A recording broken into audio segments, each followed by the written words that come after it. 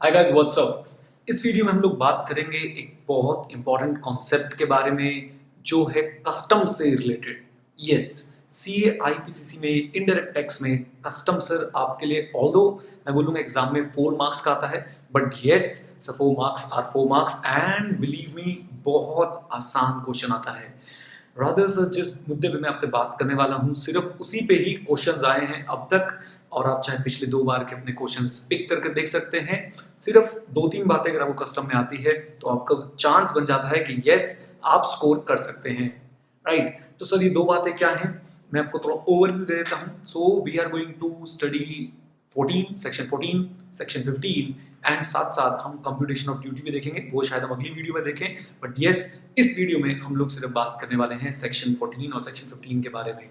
ये दोनों section basically valuation से डील करने वाले हैं, और मैं बहुत स्पेसिफिक होकर एक मुद्दे पे बात करूंगा कि वैल्यूएशन के लिए रेट कौन सा लेना है, और ऐसे ही सर मतलब रेट ऑफ एक्सचेंज कौन सा लेना है, और ऐसे ही ड्यूटी का रेट हम कौन से रेट पे लेने वाले हैं, हम इस पे भी बातचीत करेंगे, राइट। और हाँ, आप लोगों की स्पेशल डिमांड पे Gyandhara part 2 is now in the stores. Okay, in the stores means हमारे स्टोर पे है, आप लोग सर उसे नीचे, मैं इससे वीडियो के नीचे उसका लिंक आपको दे रहा हूँ, आप उस पर क्लिक करके उस बुक को बाय कर सकते हैं, राइट। उस बुक की खासियत ये होने वाली है कि सर आपको सारी रिवीजन वीडियोस जितनी भी उस बुक के अंदर टेक्स्ट होगा उन सब की रिवीजन वीडियोस आपको मिलेगी फ्री ऑफ कॉस्ट। उसके अंदर मैंने क्यूआर कोड डाला है जिसे स्कैन करके आप लोग सारी वीडियोस तक पहुंच सकते हैं बहुत आसानी से, राइट। अच्छा, चलिए अब देखते हैं सर 14 और 15 की कुछ खास बातें। चलिए सर, सो बात करते हैं सर कस्टम्स के बारे में। ये बुक जो मैं यूज़ कर रहा हूँ दिस इज़ ज्ञानधारा पार्ट 2। इसमें आपको मिलेगा excise, customs, CENVAT, CST. Part 1 अलग से अवेलेबल है, वो आप अमेज़ॉन से बाय कर सकते हैं, बट अभी ये अमेज़ॉन पे नहीं है।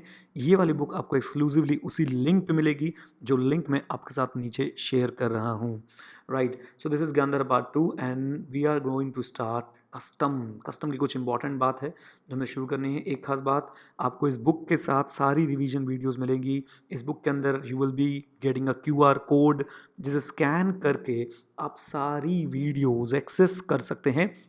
इस बुक में जितने भी चैप्टर्स हैं उनके रिवीजन की वीडियोस। चलिए सर, कस्टम में हम लोगों ने, जो मैं आपसे बात कर रहा था वो थी कि सर इसकी वैल्यूएशन कैसे करनी है, वैल्यूएशन के लिए रेट क्या लेना है और ड्यूटी के लिए रेट क्या लेना है। तो ये सारी बातें लिखी हैं सेक्शन 14 में।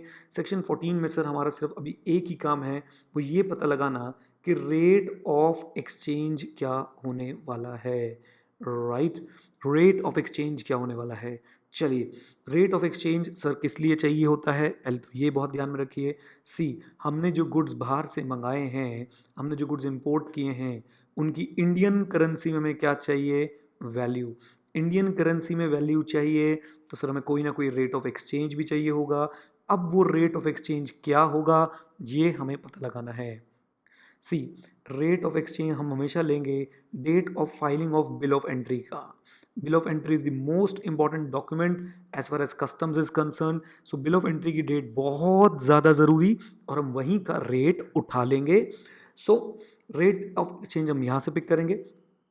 और सर याद रखिएगा, रेट ऑफ एक्सचेंज किसका, सीबीईसी ने जो नोटिफाई किया होगा वो। एग्ज़ाम में कंफ्यूज करने के लिए आपको कभी कभी आरबीआई का रेट दे दिया जाता है और वो सही नहीं है, आपको उसकी ज़रूरत नहीं है। आपको सिर्फ सीबीईसी के रेट्स पे ध्यान देना है। एंट्री इनवर्ट दे के भी आपको कंफ्यूज किया जाता है। सो आपको 2 रेट्स दे रखे होंगे। For example rate of exchange आपको 2 दे रखे होंगे, एक बिल ऑफ एंट्री का और एक एंट्री इनवर्ट का। मान लेते हैं this is 1.4 and this is 5.4, और यहाँ पे आपको रेट दे रखे होंगे। फॉर एग्जांपल ये सीबीएसई का, ये आरबीआई का। सीबीएसई का रेट दे रखा है $1 का 58 एंड 59। आरबीआई का दे रखा है 64 एंड 69। मैंने बहुत ही आर्बिट्रेरी रेट ले लिए हैं, बट कोई बात नहीं। अब आपने बस ये सेलेक्ट करके बताना है कि रेट कौन सा सिलेक्ट करें।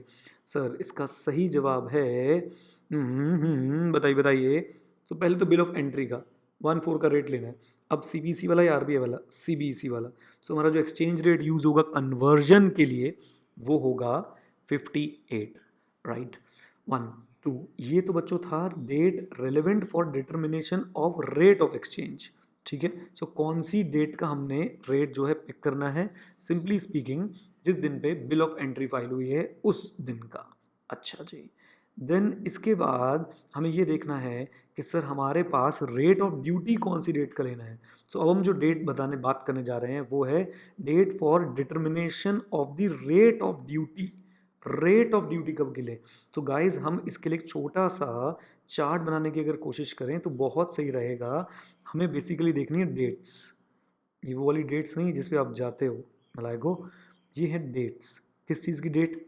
एक होगी रेट ऑफ एक्सचेंज की for the purpose of valuation, और एक जो डेट है वो होने वाली है हमारे पास सर रेट ऑफ ड्यूटी की। Okay, so rate of valuation की तो बिल्कुल फाइनलाइज हो गया sir. Bill of entry, bill of entry की डेट हम लोग पिक करने वाले हैं। और रेट ऑफ ड्यूटी में क्या फाइनलाइज होगा?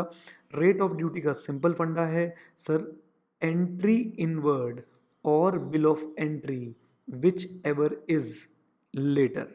और याद रखिएगा मैं सिर्फ बात कर रहा हूँ यहाँ पे इम्पोर्ट्स की, ठीक है, विच एवर इज लेटर। बिल्कुल क्लियर हो गया सर।